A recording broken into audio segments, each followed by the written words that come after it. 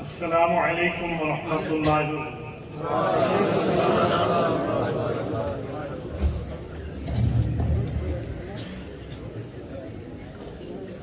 الحمد للہ وحدہ والصلاة والسلام علی من لا نبی بعدہ اما بعد فاعوذ باللہ من الشیطان الرجیم بسم اللہ الرحمن الرحیم انا نحن نزلنا الذکر وانا له لحافظون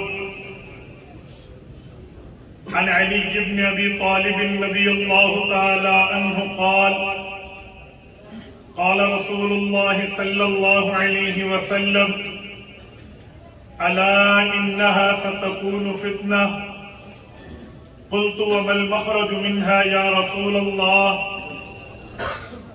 قال كتاب الله فيه نبأ ما قبلكم وخبر ما بعدكم وحكم ما بينكم هو الفصل ليس بالهزل من تركه من جبار قسمه الله ومن ابتغى الهدى في غيره أضله الله وهو حبل الله المتين وهو الذكر الحكيم وهو الصراط المستقيم هو الذي لا تزيغ به الأهواء ولا تلتبس به الألسنة ولا يشبع منه العلماء ولا يخلق عن كثرة الرد ولا ينقضي عجائبه هو الذي إذ سمعته الجن حتى قالوا إنا سمعنا قرآنا عجبا يهدي إلى الرشد فآمنا به من قال به صدق ومن عمل به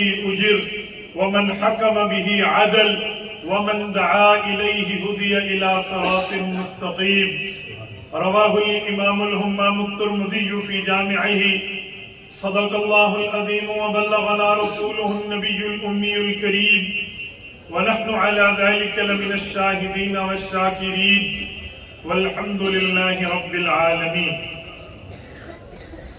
یا الہی آج تو صدیق سا ایمان دے یا الہی آج تو صدیق سا ایمان دے آنکھ دے اور اسوہ فاروق کی پہچان دے کر مبرہ عیب سے اور عفت عثمان دے کر مبرہ عیب سے اور عفت عثمان دے فقر دے کرار کا اور حیدری اوسان دے معزز دوستو آج 14 فروری 2023 بروز منگل ہے اور میں یہاں جامعہ فاروقیہ سیالکوٹ میں حضرت مولانا طیب آوان دامت برکاتہم مولانا حماد انظر دامت برکاتہم العالیہ کی دعوت پرخلوص پر آپ کی خدمت میں موجود ہوں. میرے دوستو ابھی آپ کے سامنے ہمارے استاذ مکرم کے صاحبزادہ و جانشین حضرت مولانا عبدالقدوس قارن دامت برکاتہم العالیہ گفتگو فرما رہے تھے اور ہماری اسٹیج جملہ علماء کرام سے سجی ہوئی ہے. مجھے اسٹیج سے 2 عنوان ملے ہیں, میں اس کی پابندی کرتے ہوئے آپ کی خدمت میں بات کرنے لگا ہوں. سب سے پہلے فضیلت قرآن کریم اور دوسرے نمبر پہ فضیلت حفظ قرآن کریم. میں چاہوں گا میں اسی عنوانات پہ آپ کی خدمت میں بات کروں. آپ توجہ میری طرف رکھنا, میری آنکھوں میں آنکھیں ڈال کر بات سننا, انشاءاللہ میں آپ کا وقت ضائع نہیں ہوگا. میرے دوستو میں نوجوان آدمی ہوں اور باتیں نوجوان کرتا ہوں تب جب آپ کے چہروں پہ جوانی جھلک رہی. قرآن کریم کے حفظ کی خوش نصیب لوگوں کی دستار بندی ہوئی ہے. تو میں فضیلت قرآن پر پہلی بات عرض کرنے لگا ہوں کہ یہ کلام اللہ اللہ تعالیٰ کی وہ کتاب ہے جو رب کریم کی صفت. مسند احمد میں حدیث پاک موجود ہے ھذا کلام اللہ وقد خرج منہ, کہ یہ اللہ کی باتیں ہیں, اللہ سے نکل کے آئی ہیں. آپ کا اور ہمارا ایمان عقیدہ اور نظریہ ہے اللہ کی ذات قدیم ہے اپنی صفات کے ساتھ, تو قرآن اللہ کی صفت ہے, یہ بھی اللہ کی طرح قدیم ہے. میرے دوستو قرآن کریم وہ کتاب ہے جس کو پہلے صفحے سے شروع کرتے ہوئے رب کریم نے یہ وعدہ ہم سے لیا کہ اقرار کر لو ذالکل کتاب لا ریب فیہ، یہ وہ کتاب ہے جس میں آپ کو شک شبہ کے لیے کوئی گنجائش، کوئی اسپیس موجود نہیں ہے کہ آپ اس پر کوئی شک کر سکیں۔ میرے دوستو، شک کتاب پہ کیوں نہیں ہو سکتا؟ قرآن کریم کا نام کلام اللہ بھی ہے، رب نے ذالکل کلام لا ریب فیہ نہیں فرمایا۔ قرآن کریم کا نام قرآن مجید بھی ہے، اللہ نے ذالکل قرآن لا ریب فیہ نہیں فرمایا، اللہ نے فرمایا ذالکل کتاب لا ریب فیہ، اس کتاب میں شک کوئی نہیں ہے۔ وجہ کیا ہے؟ اس آیت میں اللہ نے کلام کا لفظ نہیں بولا، قرآن کا لفظ نہیں بولا، کتاب کا لفظ بولا۔ میرے دوستو، تین چیزیں، تین باتیں، تین عنوان سمجھ لیں۔ ایک ہوتا ہے بولنا، ایک ہوتا ہے پڑھنا، ایک ہوتا ہے لکھنا۔ بولنا، اسپیکنگ، جسے ہم بولتے ہیں، گفتگو کرتے ہیں، مکالمہ کرتے ہیں۔ دوسرا ہوتا ہے پڑھنا، یہ ریڈنگ، جس کو ہم پڑھ لیتے ہیں، کوئی بات پڑھ کر سنا دیتے ہیں۔ تیسرا ہوتا ہے رائٹنگ، جسے کہتے ہیں لکھنا۔ تو کلام بولنے کو، قرآن پڑھنے کو، کتاب لکھنے کو کہتے ہیں۔ تو رب کریم نے فرمایا ذالکل کتاب لا ریب فیہ، یہ وہ کتاب ہے جس میں شک کوئی نہیں۔ تو ذالکل کلام کیوں نہیں فرمایا؟ کلام بولنے کو کہتے ہیں، اللہ ہر غلطی سے پاک ہے۔ تو اللہ نے جب بولا، رب کے بولنے پہ تو شک کوئی نہیں کرے گا۔ اللہ علم لذات الواجب الوجود المستجمع لجمیع الصفات المنزہ للنقصان والزوال۔ قاضی عبداللہ بن عمر بیضاوی رحمہ اللہ نے لفظ اللہ کا معنی بتایا کہ اللہ وہ ہے جو جسم سے پاک ہر جگہ ہے، ہر غلطی سے پاک ہے، ہر خطا سے پاک ہے، ہر مسٹیک سے پاک ہے۔ اور اسی بات کو رب کریم نے حضرت موسیٰ علیہ السلام کی زبانی سورت نمبر 20 سورت طٰہٰ میں یوں ذکر فرمایا، لا یضل ربی ولا ینسیٰ، میرا رب وہ ہے جس کے ہاں گمراہی بھی نہیں ہے، جس کے ہاں بھولنا بھی نہیں ہے۔ تو اگر ہوتا ذالکل کلام لا ریب فیہ، سوال اٹھتا تھا اللہ غلطی سے پاک ہے، اللہ سے غلطی نہیں ہو سکتی، تو پھر اللہ کے کلام میں بھی غلطی نہیں ہے، تو یہ تو کوئی بڑی بات نہیں ہے۔ ذالکل کلام لا ریب فیہ، اللہ کے بولنے میں تو شک ہو نہیں سکتا۔ اچھا اگر یوں ہوتا ذالکل قرآن لا ریب فیہ، تو قرآن کہتے ہیں پڑھنا، تو پڑھا کس نے؟ اتارا اللہ نے، پڑھا رسول اللہ نے۔ اور نبی وہ ہے جس کے قریب بھی غلطی نہیں جاتی، نبی وہ ہے جس کے قریب بھی خطا نہیں جاتی، نبی وہ ہے جو غلطی سے محفوظ ہے۔ رب کریم نے رسول کریم صلی اللہ علیہ وسلم کے لیے کتاب کریم میں اعلان فرما دیا، لِيَغْفِرَ لَكَ اللَّهُ مَا تَقَدَّمَ مِن ذَنبِكَ وَمَا تَأَخَّرَ۔ نبی کی کوئی غلطی نہیں ہے، جسے سمجھتے ہو اگلی پچھلی رب نے معاف کر دی ہے۔ سورت نمبر 12 سورت یوسف میں رب کریم نے نبوت کی صفت بیان فرمائی، فرمایا وَكَذَلِكَ لِنَصْرِفَ عَنْهُ السُّوءَ وَالْفَحْشَاءَ، نبی وہ ہے جو ہر غلطی سے پاک ہوتا ہے۔ اگر ہوتا ذالکل قرآن لا ریب فیہ، تو نبی تو غلطی سے پاک ہے، گناہ سے پاک ہے، خطا سے پاک ہے، مسٹیک سے مبرہ ہے، تو پھر نبی کی بات پہ اس کی صفت کی عزت کیسے بڑھتی؟ تو رب نے ذالکل قرآن لا ریب فیہ نہیں فرمایا، فرمایا ذالکل کتاب لا ریب فیہ، اس کتاب میں شک نہیں ہے۔ کتاب کہتے ہیں رائٹنگ، لکھنا۔ اس قرآن کو اللہ نے لکھ کے نہیں دیا، غلطی نہ ہو سکتی ہو، رسول اللہ نے لکھ کے نہیں دیا، غلطی سے پاک ہے، کیونکہ قرآن کریم بتاتا ہے وَلَا تَخُطَّهُ بِيَمِينِكَ إِذًا لَارْتَابَ الْمُبْطِلُونَ۔ 20 پارے کا پہلا صفحہ رب کریم نے اعلان کر دیا، نبوت غلطی سے پاک۔ حضور پاک کو ہاتھ سے لکھنے کی ترتیب اللہ نے نہیں دی، تو جب اللہ نے نہیں لکھا، رسول اللہ نے نہیں لکھا، پھر اس کو کس نے لکھا؟ پیغمبر کے صحابہ نے لکھا، پیغمبر کی اہل بیت نے لکھا، نبی کی تربیت یافتہ پروردگار نے لکھا، اور نبی کے شاگردوں نے لکھا۔ نبی کا شاگرد خدا نہیں ہے، غلطی سے پاک ہو، مصطفیٰ نہیں ہے، غلطی سے پاک ہو، وہ امتی ہے۔ उम्मती से गलती हो सकती है, गुनाह हो सकता है, खता हो सकती है, मिस्टेक हो सकती है, भूलपन का शिकार निसियान हो सकता है। तो कल कोई उठ के ये बात कह सकता था कि नबुव्वत की जमात ने ये कुरान लिखा है, उनसे गलती हुई है, चलो जानबूझ के नहीं किया, भूल के गलत लिख दिया, मिस्टेक हो गई है, खता का, वहम का, निसियान का शिकार हो गए हैं, इनके लिखने में गलती वाक़ई हुई। रब्बे करीम ने रसूल करीम की, जमात करीम की हाथ की पाकीज़गी, इनके लिखाई की सिकाहत, इनके लिखने की तहारत को यूं बयान किया, फरमाया ज़ालिकल किताबु ला रैब फी। अल्लाह ने बोला, कलामुल्लाह बना, हुजूर ने पढ़ा, कुरान बना, रसूलुल्लाह की जमात ने लिखा तो ये किताब बनी। ज़ालिकल किताबु ला रैब फी, जैसे अल्लाह के बोलने में शक नहीं है, रसूलुल्लाह के पढ़ने में शक नहीं है, कातिबीन वही के लिखने में भी शक नहीं। ज़ालिकल किताबु ला रैब फी।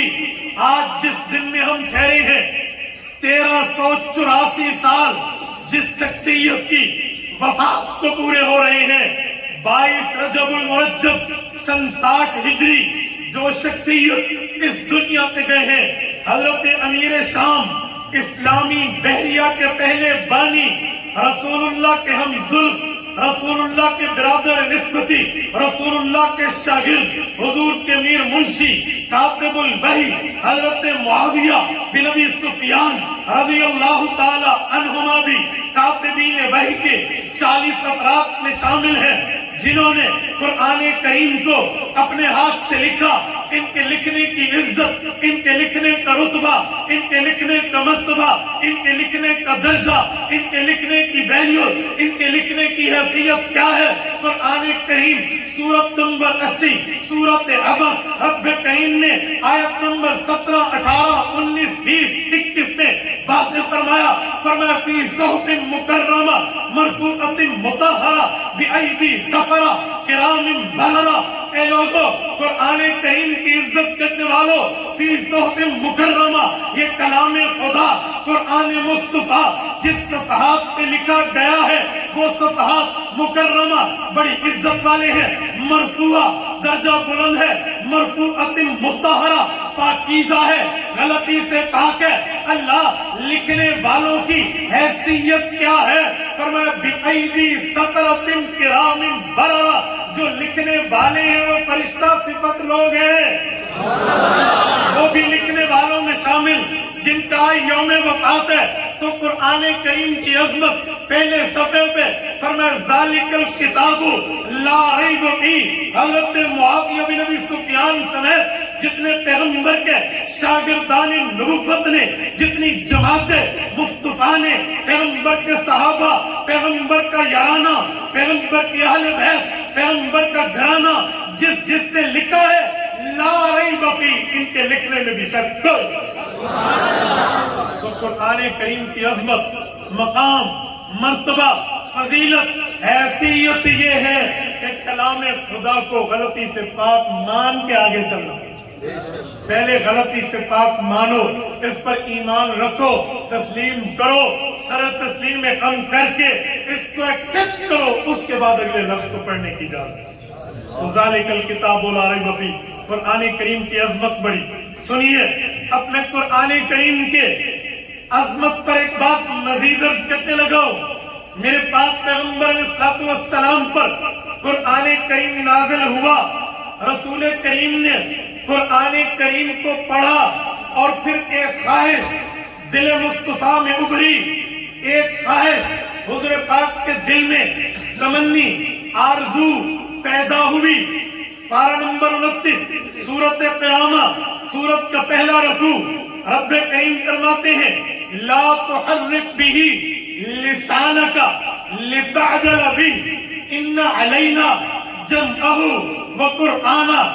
सियालकोट के गयूरों, तवज्जो रखना, मैं एक बात आपकी खिदमत में पेश करने लगा हूँ। बड़े अक्लमंद इलाके से हो, आपकी धरती ने 2 अल्लामा वो पैदा किए हैं जो इस धरती का पूरा हिस्सा انہیں علامہ تسلیم کرتا ہے، یا علامہ اقبال کا نام اس شہر سے جڑا ہے، یا استاد ذل مکرم علامہ خالد محمود پی ایچ ڈی لندن رحمہ اللہ کا نام اس شہر سے جڑا ہے، بڑے عقل مند لوگوں کے باسیوں، اس شہر کے رہنے والوں، میرے اس نقطے پہ توجہ رکھنا، رب کریم کا قرآن اتر رہا، رسالت آپ کے دل اقدس پہ خواہش پیدا ہوتی ہے، جبرائیل پڑھ کے واپس چلا جائے گا، قرآن کریم کا کوئی حصہ ضائع نہ ہو جائے، کلام خدا کا کوئی حصہ محروم نہ ہو جائے۔ امت ایسا نہ کیجئے کہ جب جبرائیل پڑھ رہا ہو، اس کے پڑھنے کے دوران ابھی تلاوت جاری ہو، میں ریوائزنگ شروع کر لوں، دہرانا شروع کر لوں، تکرار شروع کر لوں، یاد کرنے کے لیے الفاظ زبان سے ادا کرنا شروع کر دوں۔ ابھی جبرائیل نے ختم نہیں کیا، تلاوت کے دوران تلاوت دل اقدس مصطفیٰ میں عائش ابری، حضور نے شروع کر دیا۔ وجہ یہ نہیں تھی کہ جبرائیل کی تلاوت ہمیں پسند نہیں ہے، اس کا انداز تلاوت ہمیں اچھا نہیں لگتا، وہ بھی پڑھ رہا میں بھی پڑھ رہا، جی نہیں، وجہ یہ تھی اگلی نسلوں تک پہنچنے میں جلدی کی جائے، اگلی قوموں تک پہنچانے میں پھرتی دکھائی جائے، اگلی نسلوں تک یہ کلام پہنچے گا، جلدی جلدی جتنا ہو سکے اس قرآن کو یاد کر لیا جائے۔ پیغمبر کریم علیہ التحیۃ والتسلیم نے یہ ترتیب شروع کی، رب کریم نے آیت اتاری، فرمایا لا تحرک به لسانک، توجہ، فرمایا محبوبم یہ کام مت کرنا، جبرائیل بھی پڑھ رہا آپ بھی پڑھ رہے، یہ نہیں کرنا۔ سوال اٹھتا ہے اللہ میں تو جو کام کر رہا ہوں وہ ریزنیبل ہے، وجہ ہے، سبب ہے، بیس ہے، بنیاد ہے، خامخواہ سے جبرائیل کی تلاوت میں دخل نہیں دے رہا، اس کی وجہ ہے، وہ وجہ رب کریم نے جواب دی ہے۔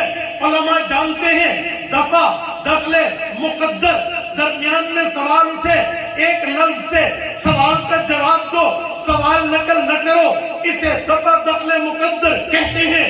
رب کریم نے فرمایا لِتَعْجَلَ بِی، یہ لام تعلیلیہ، لام وجہ کی، سبب کی نشاندہی کر رہی، فرمایا لا تحرک بھی لسانک، محبوبم یہ کام مت کیجئے، لیکن ہمیں پتا ہے آپ کس بیس پر کیوں قرآن پڑھ رہے، کس وجہ پر جلدی کر رہے، کس سبب پہ ساتھ ساتھ دہرا رہے ہیں، وہ وجہ یہ ہے لِتَعْجَلَ بِی، اگلی نسلوں تک قرآن پہنچے، اگلی قوموں تک کلام الہی پہنچے، اس لیے دہرانے میں جلدی کریں تاکہ کوئی حصہ رہ نہ جائے، تاکہ کوئی جملہ بھول نہ جائے، اس وجہ سے کر رہے۔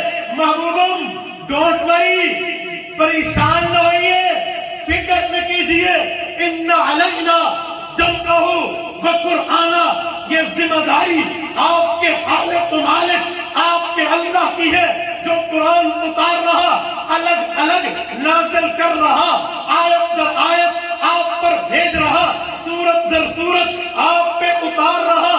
ان علینا جمعہ، وہ خدا جانے اس کو جمع کیسے کروائے گا، وہ قرآن، اور اللہ کی ذمہ داری ہے سے آگے کیسے پڑھوائے گا۔ آپ فکر مت کیجیے، آپ پریشان مت ہوئیے، یہ آپ کا معاملہ نہیں ہے، یہ مصطفیٰ آپ کے خدا کا معاملہ ہے۔ آیت اتر گئی قرآن کریم کے بارے میں، رسالت میں آپ جس بنیاد پر ساتھ پڑھ رہے تھے چھوڑ دیا، قرآن پورا ہوا ہے، اگلی نسلوں تک پہنچے گا کیسے، اگلی نسلوں تک جائے گا کیسے، قوموں تک، اقوام تک تقدیر کے ذریعے پہنچے گا کیسے، تو رب نے فرمایا ان علینا، یہ ہماری ذمہ داری ہے۔ قانون قدرت خداوندی چلے گا، اگلی نسلوں تک کیسے جائے گا، تو بابا کیسے جائے گا، قانون قدرت خداوندی کیسے چلے گا؟ ان خوش نصیبان جن کے سر پہ ابھی دستار فضیلت سجی ہے، ان کے والدین کے دل میں رب یہ بات ڈالے گا کہ اپنے بچے کو قرآن کے لیے بھیج، ان اساتذہ کے دل میں رب یہ بات ڈالے گا، اے مکتب بناؤ، مدرسہ بناؤ، ادارہ بناؤ، مسجد بناؤ، وہاں پہ بیٹھ کے امت کو پڑھانے کی ترتیب رکھو۔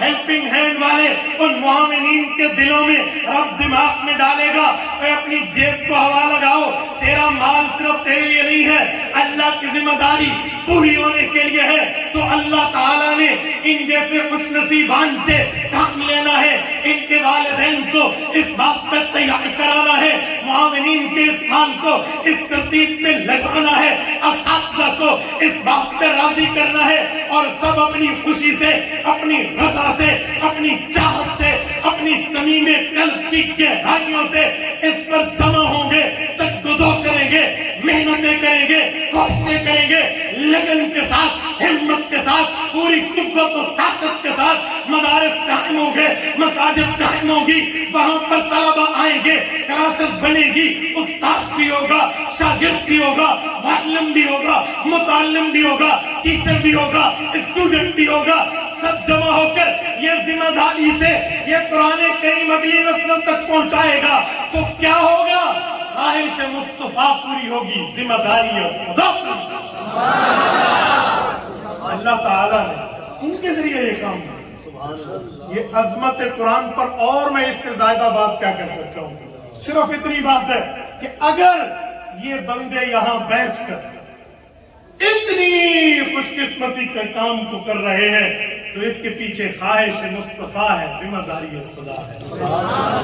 ابھی ہم نے وہ عزیزم معاویہ کے سر پر پگڑی باندھی ہے، آج اس کے والد دنیا میں نہیں ہیں، وہ بچہ ہے، میں نے اس کی فیس ریڈنگ کی ہے، اس کی آئیز ریڈنگ کی ہے کہ اس کی آنکھیں کیا کہتی ہیں، شاید میں نہ سمجھ پایا ہوں، یہ اساتذہ اس سے زیادہ سمجھیں گے، لیکن والد دنیا میں نہیں ہے، پر خدا کی قسم اس کی قبر ٹھنڈی ہو رہی ہے۔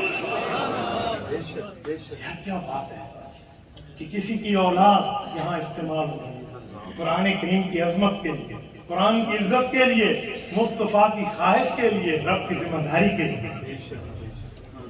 میرے LLB کے ایک دوست ہیں، ماشاءاللہ میرے پیٹی بن بھائی ہیں، ایڈوکیٹ دوست ہیں ہمارے، کچھ لبرلز مائنڈ ہے نا، ان کا لبرل کے جیسے دماغ ہوتا ہے۔ ایک دن مجھے کہنے لگے مفتی عبدالواحد صاحب میں آپ کی قدر کرتا ہوں، ایک جملہ بتا، میں جی پوچھے اجی رٹے لوا لوا کے تال بند تسی دماغ ختم کر دے ہو، تسی پورے صبح کی نماز تو پہلا اٹھو، صبح کی نماز سے پہلے اٹھ کے پڑھو، گھر بیٹھا پڑھا رہا ہے، صبح پڑھو، شام پڑھو، دوپہر پڑھو، دوسری طرف سے آپ کہتے ہو اللہ کی ذمہ داری ہے قرآن کو یاد کروانا، تو جب ذمہ داری اللہ کی ہے تو پھر محنت نہیں کری لوگ، پھر مدرسے قائم کرنے کی کیا ضرورت ہے، پھر یہ رٹا مروا کر یاد کرنے کے لیے کیا ترتیبیں آپ لگا رہے ہو، وجہ معاملہ کیا ہے؟ وہ کلا کے یہاں تو لاجیکل بات ہوتی ہے نا، وہاں تو دلیل کی دنیا میں بات ہوتی ہے۔ میں نے کہا یار ایک سوال میں بھی کر لوں تاکہ بیلنس برابر ہو جائے، جو آپ اس کا جواب دیں گے ادھر سے میں جواب دوں گا، پھر دیکھیں گے آنسر کی پاور اگر دونوں کی سیم ہے تو ٹھیک ہے، ورنہ کچھ اوپر نہیں کیا ہے تو پھر آپ کا آبجیکشن کا حق ہے کہنے کے جی بولیے۔ میں نے کہا اللہ نے صرف قرآن پاک پھیلانے کی ذمہ داری لی ہے بس، یا کچھ اور ذمہ داریاں بھی ہیں اللہ کی؟ کہتے میں سمجھا نہیں، میں نے کہا میں سمجھائے دیتا ہوں، آپ کا ماشاءاللہ بہترین قسم کا کاروبار ہے، کہتے جی ہاں، میں نے کہا آپ کے شاگرد رائڈر ہیں وہ اس کام کو دیکھتے ہیں، آپ ماشاءاللہ سارا دن بار میں بیٹھے ہیں، وہ کلا میں بیٹھ کر عدالت میں ججز کے سامنے آپ پیش ہوتے ہیں، کہتے جی ہاں۔ میں نے کہا بزنس آپ نے کیوں رکھا ہے؟ کہتے ہیں بزنس کے لیے قرآن کہتے ہیں افلا تعقلون، اب مولوی والا جواب دے رہے ہیں نا مجھے، تاکہ مولوی لوگ آیت پڑھ کے دسو تو چوکتے ہو جانا ہے، لیکن ملا آپ باشد کو چوکنا شروعات ہے، سنیں جواب سنیں۔ میں نے کہا پھر کہتے قرآن کہتے ہیں افلا تعقلون، تمہارا عقل نہیں ہے؟ تو اللہ نے عقل دی ہے، محنت کریں گے اللہ رزق دے گا، اور بسم اللہ کھائیں گے پیئیں گے، دنیا کو اچھی طریقے سے گزاریں گے۔ میں نے کہا ٹھیک ہو گیا، لیکن رزق کی ذمہ داری کس نے اٹھائی ہے؟ آپ تو وکیل ہیں، دلیل سے بات کرتے ہیں، مجھے بتا دیں یس آپ لوگ، بس دوسری بات نہ، بڑے آسان ہے کہ رزق کی ذمہ داری آپ کے رائڈر نے اٹھائی ہے، جو آپ کا کام دیکھ رہا ہے، یہ اللہ کی ذمہ داری ہے۔ ان اللہ هو الرزاق ذو القوة المتین، رزق کی ذمہ داری تو اللہ کی، واللہ خیر الرازقین، رزق تو اللہ نے دینا۔ لا تقتلوا اولادکم خشیۃ املاق نحن نرزقهم وإیاکم، قرآن کہتے ہیں بچوں کو اس لیے مارتے ہو کہ کھلا پلا نہیں سکیں گے، اور خدا کے بندے ان کی وجہ سے اللہ تمہیں رزق دیتے ہیں۔ نحن نرزقهم وإیاکم، ہم ضمیر کا مرجع پہلے لا کر بتایا کہ ترزقوا بضعفائکم، تم اپنے چھوٹوں کی وجہ سے رزق دیے جاتے ہیں، اس لیے ہم پہلے تم بعد میں۔ توجہ رکھنا. تو پھر تو رزق کی ذمہ داری تو اللہ کی. آپ کیوں کرتے ہیں؟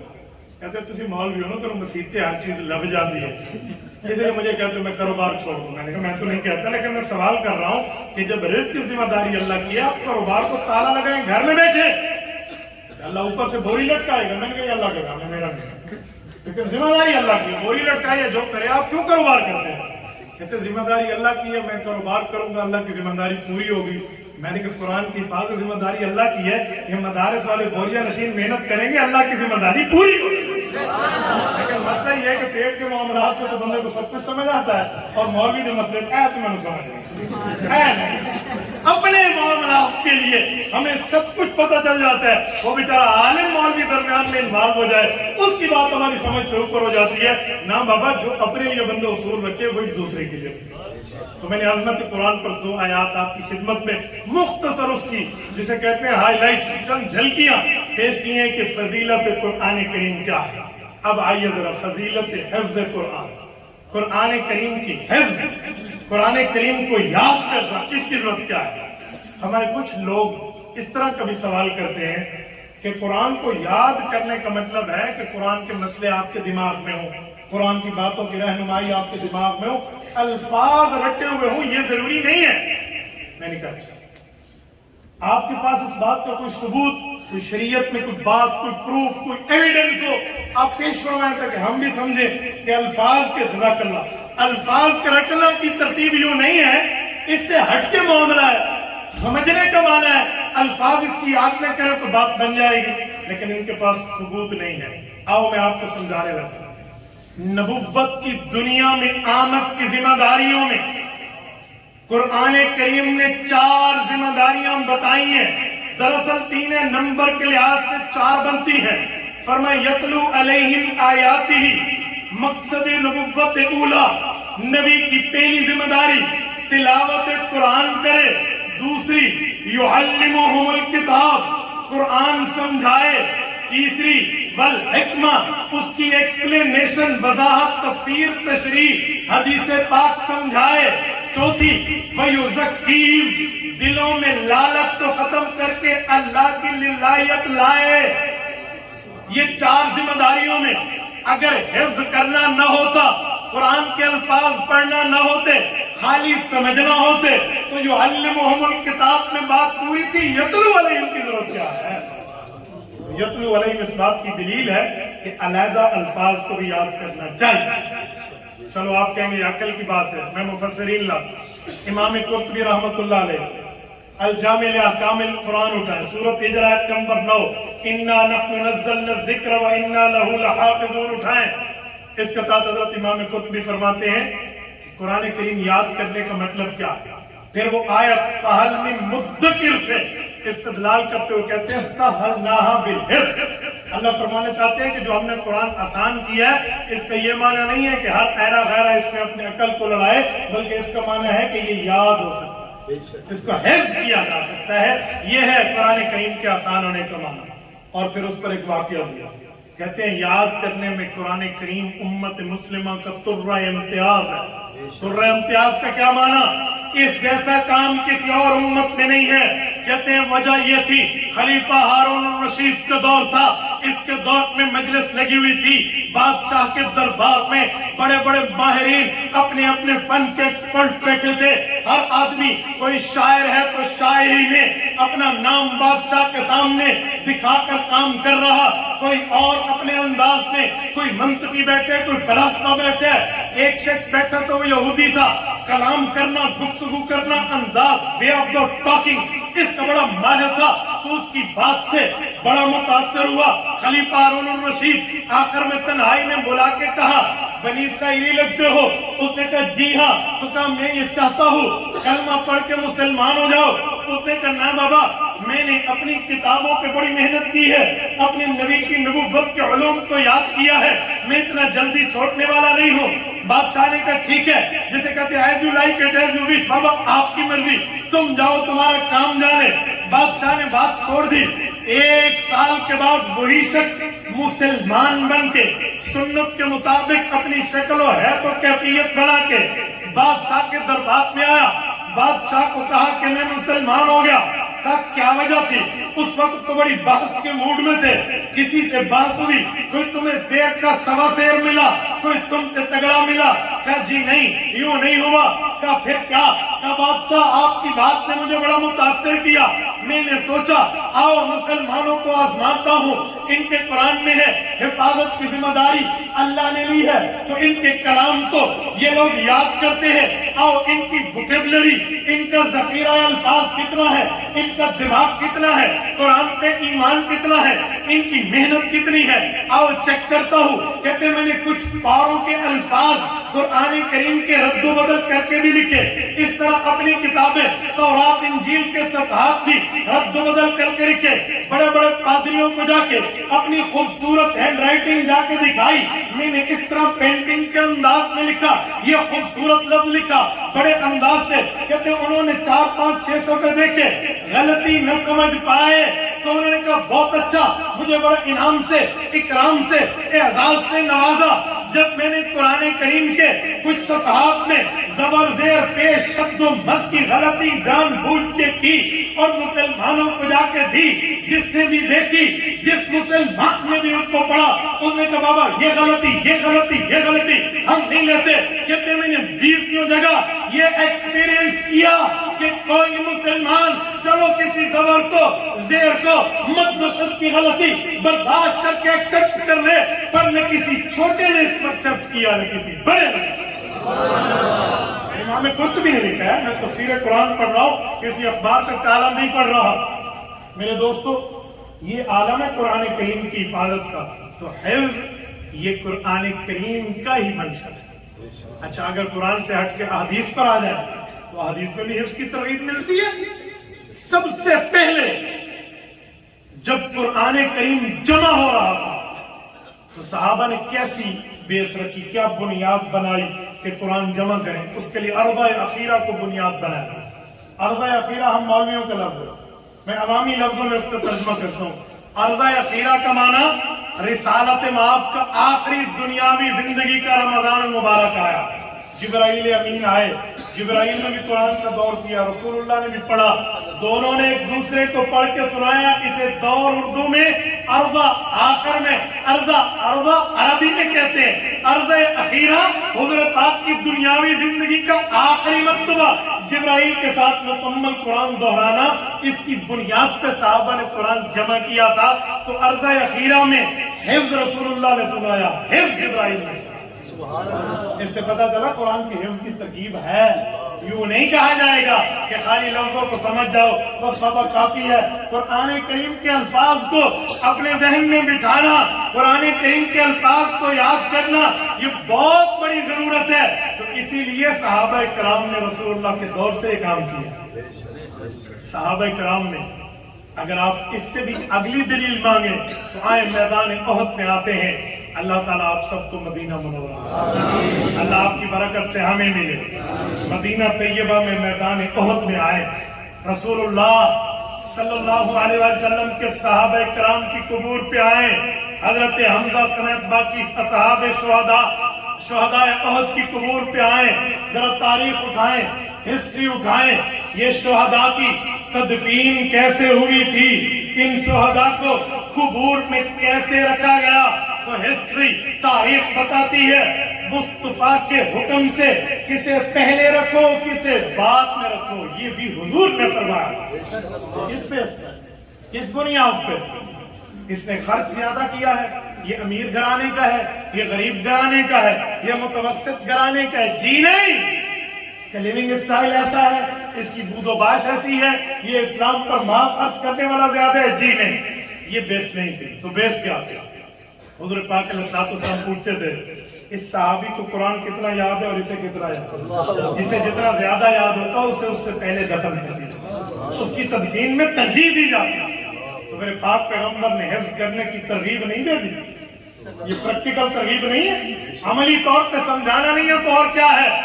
اور اسی بنیاد پہ چوتھی دلیل پانچویں دلیل عرض کرتا ہوں، حفظ قرآن کرنے میں رسالت میں علیہ السلام نے فرمایا تھا استقرأ القرآن من 40، مسند احمد کی حدیث ہے، فرمایا جن 4 لوگوں کو میں نے قرآن کریم پڑھانے کے لیے مختص کیا ہے ان میں پہلا عبداللہ ابن مسعود ہے، دوسرا ابی بن کعب۔ ایسے تو نہیں فرمایا، کیوں؟ انہوں نے حضور پاک سے حفظ کیا تھا، انہوں نے رسالت مآب علیہ السلام سے زبانی قرآن کریم سنا، اس کو یاد کیا تھا، تو پتا چلا حفظ قرآن میرے پاک پیغمبر صلی اللہ علیہ وسلم کی ترتیب بھی ہے، اللہ کے قرآن کا منشا بھی ہے، صحابہ کرام کا اس پر عمل بھی۔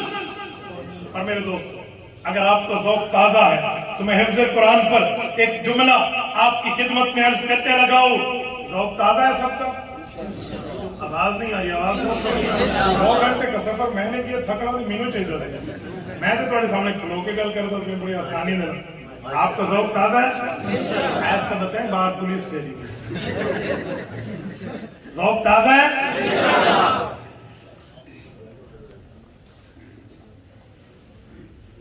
توجہ، قرآن کریم کے حفظ کرنے کی ترغیب رسالت مآب علیہ السلام نے قرآن کریم کو یاد کرنے کے لیے کئی باتیں ارشاد فرمائی ہیں۔ آؤ میں ایک بات آپ کی خدمت میں پیش کرنے لگا ہوں، اس صحابی رسول کا فرمان جامع ترمذی سے، اس فرمان کو، نبی کے فرمان کو صحابی کے واسطے سے پیش کر رہا ہوں جس صحابی کی قبر ہمارے وطن عزیز ملک پاکستان میں۔ آپ سکھر جائیے، سکھر سے شکارپور روڈ پہ جائیے، محبوب گوٹ سکھر سے چند کلومیٹر پر ہے۔ آج بھی محبوب گوٹ میں، وہاں جامعہ دارالہدیٰ میں حضرت عمرو بن اخطب، حضرت عمرو بن ابسہ اور حضرت معاذ جہنی رضی اللہ عنہم کی قبور مطہرہ۔ میں 1 ہفتہ پہلے ابھی گیا تو کئی مرتبہ ہوں، 1 ہفتہ پہلے آخری مرتبہ بھی فاتحہ پڑھ کے آیا ہوں۔ آپ حضرت معاذ جہنی کی قبر پہ ٹھہریں اور اس حدیث پاک کو دیکھیں۔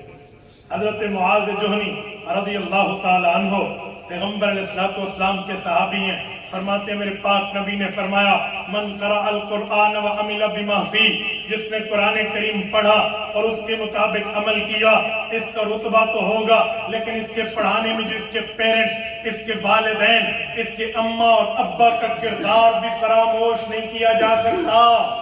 اس کے والدین کی تگ و دو بھی ہے، اس کے والدین کی دعائیں بھی ہیں، انہیں پتا ہے اتنے بجے ناشتہ کرا کے اپنے بیٹے کو کلاس روم میں بھیج دینا ہے، بابا یہ کلاس کی ٹائمنگ ہے، ٹائم ٹیبل ہے، شیڈولڈ ہے، ہر چیز پتہ ہے، اس کے مطابق بھیجیں گے۔ تو ماں باپ نے پھر اس ترتیب پر پوری محنت کرنی ہوتی ہے۔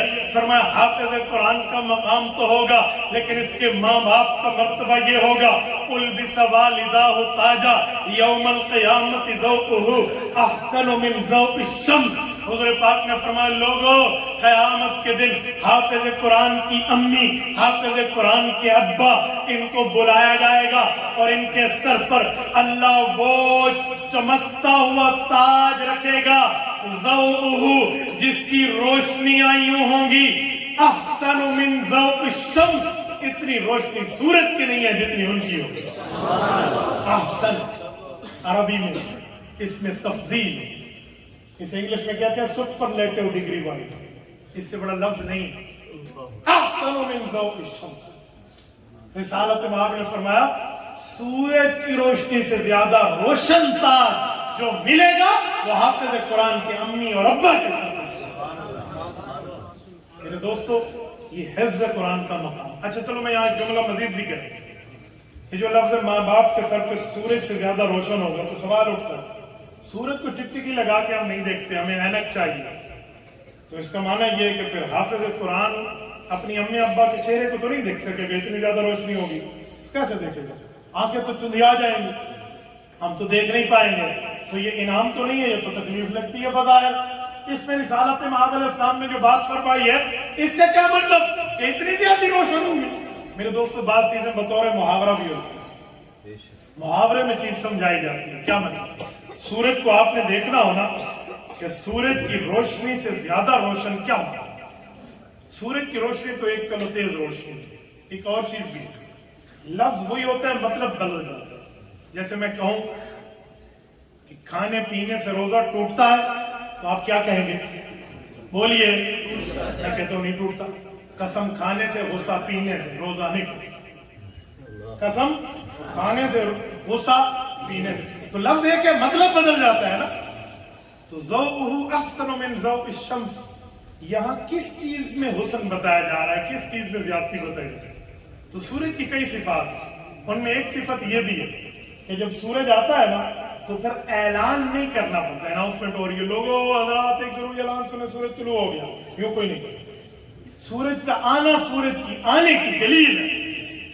سورج کا طلوع ہونا ہر بندے کو پتہ ہے دن چڑھ گیا. تو یہ حافظ قرآن کے والدین کی عزت بتائی جا رہی ہے.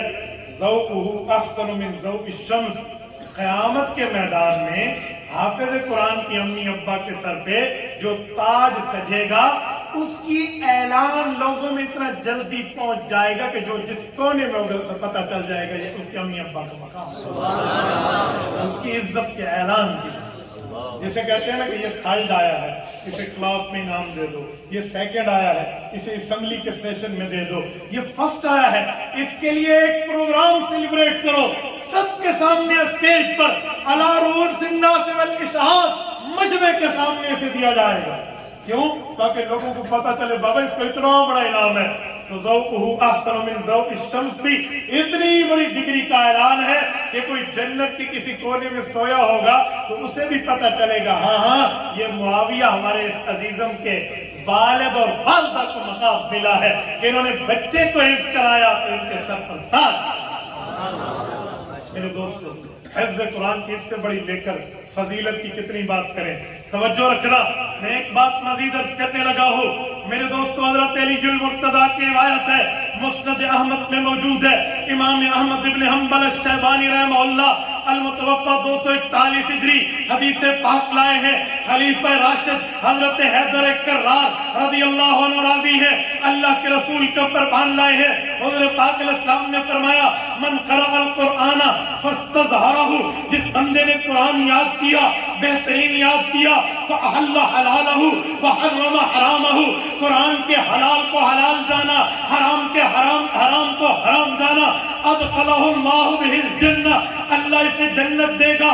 وشفعہ من اہل بیتہ عشرۃ کلہم وجبت علیہ النار، رب کریم اس کے فیملی ممبر میں سے 10 جہنمیوں کو نکال کے جنت دے. 2-3 بندے ساتھ لے کے گھومتے ہیں. وجہ آپ کو نہیں پتا؟ میرا لیگل ایڈوائزر ہے. یہ لیگل ایڈوائزر وکیل آپ نے کیوں رکھا؟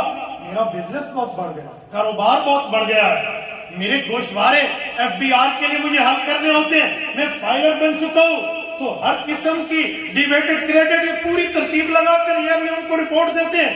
یہ میرا لیگل ایڈوائزر ہے. اچھا، یہ میرا میڈیکل ہیلتھ ایڈوائزر ہے، میرا فیملی ڈاکٹر ہے، میری صحت کے بارے میں دیکھتا رہتا ہے. اچھا، یہ قانونی ہے، یہ کاروباری ہے، یہ جو ہے نا کیا کہتے ہیں صحت کا. کیوں؟ یہ مجھے وہاں کی مشکلات سے بچاتے ہیں.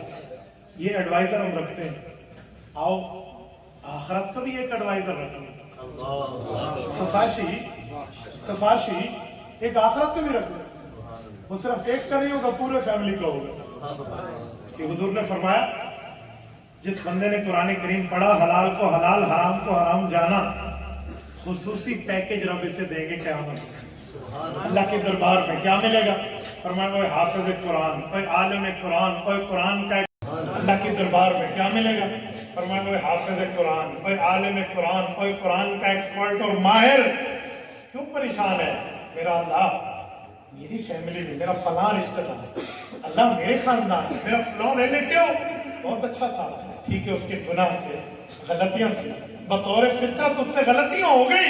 اللہ آج میں نے اسے دیکھا، اس کے ہاتھ ہتھکڑیوں میں، پاؤں بیڑیوں میں باندھ کے فرشتے جہنم لے جا رہے ہیں. مولا میں تو جنت جا رہا ہوں لیکن میرا وہ خاندانی جہنمی جا رہا ہے. تو اللہ میرے دل میں دکھ آیا، میں تب پریشان ہوں. اب فرمائیں گے حافظ یہ کوئی پریشانی کی بات ہے؟ تو نے دنیا میں میری کلام کی عزت کی تھی، تو نے دنیا میں میری کتاب کی عزت کی تھی. آج تیرا رب هل جزاء الاحسان الا الاحسان، آؤ تمہیں نیکی کا بدلہ رب دے گا. 10 فیملی ممبرز پہ انگلی رکھتا جا جن کے لیے جہنم کا ڈیسیجن ہو چکا اور وہ جہنم جا رہے ہیں. انگلی تو رکھے گا، جنت تیرا رب دے گا. آخرت کی بھی ایڈوائزر رکھتے ہیں.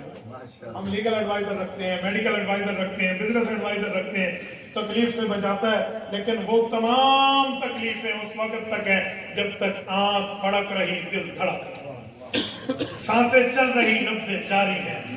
لیکن یہ ایڈوائزر جو میرا قیامت کا ایڈوائزر ہے، جنت کا ایڈوائزر ہے، یہ میرے لیے اس مشکلات سے مجھے بچائے گا جب میں اس زندگی سے نکل کے آخرت کی زندگی میں آؤں گا۔ ہم یہ بھی ایڈوائزر ہیں۔ آج یہ تو کوئی نہیں رکھتا، میں نے تو نہیں دیکھا، ناراض نہ ہو، ایک جملہ میں کہنے لگا، بات آئی ہے تو سن لیں۔ میں نے نہیں دیکھا کسی گھر میں کوئی جائے اور پوچھے آپ کا بچہ کون سا پارہ پڑھ رہا ہے، پوچھے کیڑی کلاس میں پڑھ رہے تھے، اچھا جو ہم کالج گئے ماشاءاللہ ڈپلوما شروع کر دیتے ہیں، ہم یہ پوچھتے ہیں۔ ہم نے کبھی حفظ قرآن تو نہیں پوچھا، لیکن اس سے یہ نہ سمجھنا میں اسکول کالج کا مخالف ہوں، میں نہیں مخالف، اسکول کا، کالجز کا، یونیورسٹیز لیول تک کی تمام ایجوکیشن کا قائل اور فائل ہوں، مجھے اس پر کوئی اعتراض نہیں ہے۔ ہم ایک بات کہتے ہیں، اسکول ہماری ضرورت ہے، وہاں سے اسکول، کالجز، یونیورسٹی سے ڈاکٹرز نکلتے ہیں، پروفیسر نکلتے ہیں، انجینئرز نکلتے ہیں، اس طرح ججز نکلتے ہیں، وکلا نکلتے ہیں، بیوروکریٹس نکلتے ہیں، ججمنٹ نکلتے ہیں، باقی پوری ہماری بیوروکریٹ سے ساری ترتیب ہماری وہاں سے سسٹم آ رہا ہے، لیکن اس کی ضرورت اس وقت تک ہے جب تک یہ دل دھڑک رہا اور آنکھیں پھڑک رہی۔ اس تعلیم کا فائدہ ہے، لیکن دنیا دین کی تعلیم کا فائدہ ہے دنیا کو چیر کے قبر تک پہنچا۔ میں کوئی مقابلہ نہیں کر رہا، لیکن ایک جملہ کہتا ہوں، میں نے تو نہیں دیکھا کسی کا بندہ کوئی فوت ہو جائے اور وہ فون کر کے ہمارے کسی معزز پرنسپل بھائی کو، کسی ہیڈ ماسٹر صاحب کو، کسی پروفیسر دوست کو، کسی ڈاکٹر کو کال کر کے کہے اجی بیالوجی کی تلاوت شروع کریں، فزکس پڑھ لیں، کیمسٹری پڑھ لیں، فادر آف کیمسٹری جابر بن حیان کو پڑھ لیں، فادر آف میڈیکل بولی سینا کو پڑھ لیں، اور میرے ابا کوئی فائدہ سنو۔ دیکھیں آپ سارے کہتے ہیں کہ قاری صاحب سورۃ یاسین کی تلاوت شروع، قاری صاحب بچے لوگ کو سورۃ رحمان پڑھ رہے ہیں، کہتے نہیں کہتے؟ اور بھائی جب یہ میں بات مانتا ہوں کہ اس کلام الہی کا اثر دنیا میں بھی ہے، آخرت میں بھی ہے، تو اسکول، کالجز، یونیورسٹیز کے ساتھ میں اپنے بچے کو قرآن کا حافظ کیوں نہیں بناؤں؟ اس پر مجھے گریبان میں دیکھنے کو ملا، یہاں دیکھنے کے لیے، اس کو تو کوئی نہیں دیکھتا۔ کیوں؟ دنیا کا فائدہ نظر آتا ہے کہ یہ پڑھے گا تو یہ جاب لگے گی اور یہ تنخواہ شروع ہو جائے گی۔ آخرت کا فائدہ تو آنکھوں سے ہٹا کر ایمان بالغیب میں رکھ دیا گیا ہے، تبھی بندہ نہیں کرتا۔ اگر غیب کی چیز نہیں ماننی تو پھر کیا دے کندھوں پہ کچھ نہیں ہے، خالی۔ ساری دنیا کہے گی کندھے خالی ہیں، اور مسلمان کہے گا نہیں کندھوں پہ کون بیٹھے ہیں؟ فرشتے بیٹھے ہیں، نظر نہیں آ رہا، لیکن ہمارا ایمان ہے۔ تو آخرت میں حافظ کو بھی تو ایمان ہے، بندہ مان لینا اس پر۔ کتنی خوش قسمتی کی بات ہو کہ بندہ دنیا سے جائے، اولاد پیچھے قرآن پڑھنے والی حافظ بیٹھی ہے۔ سبحان اللہ۔ میرے ایک جاننے والے ہیں، فوت ہو گئے ہیں، اللہ ان کی قبر پہ کروڑوں رحمتیں نازل فرمائے۔ انہوں نے بچے کو دین بھی پڑھایا، دنیا میں بڑے بڑے ماشاءاللہ بہترین عصری اداروں میں وہ پڑھ رہے ہیں، لیکن حافظ بھی، تینوں بچے۔ جب ان کے والد فوت ہوئے نا تو انہوں نے مجھے فون کیا، استاد جی آپ نے جنازہ پڑھا۔ میں نے کہا بیٹا اللہ آپ کو صبر عطا فرمائے، میں جنازے میں آؤں گا لیکن پڑھانا آپ۔ صحیح میں پڑھاؤں گا؟ میں نے کہا بیٹا آپ پڑھاؤں۔ اس نے کہا خاندان، میں نے کہا میں منوا لوں۔ جب مجمع اکٹھا ہوا، چار بھائی ان کی آ گئی، میں نے وہاں کہا کہ اگر بیٹا جتنے ذوق اور شوق سے باپ کے لیے مغفرت مانگے تو اتنے ذوق شوق سے مولوی نے تو نہیں مانگے۔ میرا تو قریبی رشتہ دار تو نہیں، اگرچہ دوست ہے، لیکن جو اس کے دل میں ابا کے لیے کڑھن اٹھے گی نا، بخشش اس پہ ہوگی۔ اسے کہو یہ پڑھا، سب نے کہا جی بہت اچھا، بیٹھے پڑھاؤ۔ بیٹے نے جنازہ پڑھا، جنازے کے بعد قبر چھپا دی، قبر میں تینوں بچے بیٹھے ہیں، سورۃ البقرہ پڑھ رہے ہیں، قرآن کریم پڑھ رہے ہیں۔ خدا کی قسم میری آنکھوں سے آنسو چھوٹے، اللہ کے گھر میں، مسجد ہے نا، اللہ کے گھر میں۔ مجھے اس کے جانے کا افسوس ضرور ہے، لیکن اس بات کی خوشی تھی کہ 3 قرآن کے قاری اس کی قبر پہ بیٹھے ہیں جو اس کے سگی اولاد، کتنی بڑی۔ میں نے کہا سہیل بھائی رب تیری مغفرت کرے، سلام ہے تجھے، کیا اولاد کو تو پڑھا کے گیا، ورنہ سیالکوٹ کے غیوروں آپ کے اس فقیر بھائی نے ایسے بھی جنازے پڑھائے۔ حضرت مولانا حماد صاحب، میں ایک مرتبہ جنازے کے لیے یوں ابھی نیت باندھ رہا تھا، ہاتھ پکڑا میرے ایک لڑکے، جی بیٹا بولیے کیا بات ہے؟ سر مجھے جنازہ نہیں آتا، میں 3 بار قل ہو اللہ پڑھ لوں۔ یہ کون ہے؟ یہ اسی میت کا سگا بیٹا ہے جو کیڈٹ کالج کے اسٹوڈنٹ ہے۔ مجھے بتائیں جہاں یہ حال ہو تو میں اتنا دنیا میں مگن ہو گیا ہوں، مجھے اپنی قبر آخرت کی کوئی فکر نہیں ہے. یوں تو تم سید بھی ہو، میں علامہ اقبال کے شہر میں ٹھہرا، یوں تو تم سید بھی ہو، مرزا بھی ہو، افغان بھی ہو، پر یہ تو بتاؤ کہیں مسلمان بھی ہو. میرے دوستو، کہ مرنے کے بعد میں اپنے باپ کو جنازے کا آخری تحفہ بھی نہ دے پاؤں. میرے ایک شاگرد ہیں، ان کی بیٹی فوت ہوئی، نابالغ بچی پیدا ہوئی فوت ہوئی. میں نے اس کو بڑی تسلی دی، میں نے کہا بیٹا جنازے میں پڑھا جائے گا اجر و زخرا. اجر کا مطلب ہے اللہ میری تنخواہ، زخرا کا مطلب ہے اللہ اس کو اپنے ہاں فریز اکاؤنٹ میں رکھے. وہ فریز انفریز کب ہوگا؟ اللہ جب قیامت میں مجھے اس کا اجر چاہیے ہوگا، یہ میرے دکھ کا بدلہ اس وقت میری جنت کے بدلے میں دے دے. اجر و زخرا یہی مان.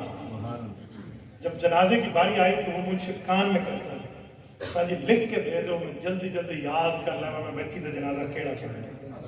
نابالغ بچی کا جنازہ نہیں. مجھے بتائیں ہم کہاں ہیں؟ ہم کہاں ہیں؟ ہم کس جگہ کھو گئے ہیں میرے بھائیو؟ میں کسی پر اعتراض نہیں کر رہا، نہ کسی کی تعلیم پر، نہ کسی کی پرسنالٹی پر. میں ایک درد دل پیش کر، ہاں کھو گئے ہیں. ہم کس جگہ پہنچ گئے ہیں؟ ہمیں قرآن کریم بھول گیا، ہمیں قیامت بھول گئی، ہمیں قبر بھول گئی. صرف پیسوں میں مگن، صرف دنیا میں مگن، صرف کاروبار میں مگن، صرف اپنے معاملات میں مگن. بابا ہر جگہ رہو لیکن قبر اور آخرت کو پہلے رکھیں. قبر کو پہلے رکھیں، آخرت کو پہلے. ہم کس فکر میں آ گئے ہیں؟ وہ زمانہ تھا، امام زین العابدین رحمہ اللہ کے لیے لکھا ہے، مسجد سے نکلے تو ایک بچہ رو رہا، باقی بچے کھیل رہے.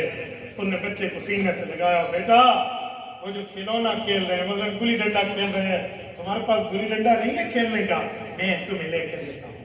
یہ حضرت علی کا پوتا اور امام حسین کا بیٹا غازی کربلا امام زین العابدین ہے، میں لے کر دیتا ہوں. چاچو یہ بات نہیں ہے تو پھر کیوں رو رہے ہیں؟ کوئی پریشانی ہے مجھے بتاؤ، سالو کر دیتا ہوں. آپ کو سالو کرنے کی بات نہیں ہے. کیا ہے کہ مجھے جہنم کی فکر ہو رہی ہے. بڑی حیرانگی سے چہرے پر مسکراہٹ کے ساتھ امام صلی اللہ علیہ وسلم نے پوچھا، بیٹا نابالغ چھوٹا، تجھے جہنم سے کیا لینا دینا؟ کا کیا مطلب؟ کہ تیرے اوپر تو نمازی فرض نہیں ہے، آخرت کی فکر تجھے لگی ہوئی ہے، تجھے کوئی جہنم وہنم کا معاملہ نہیں ہے.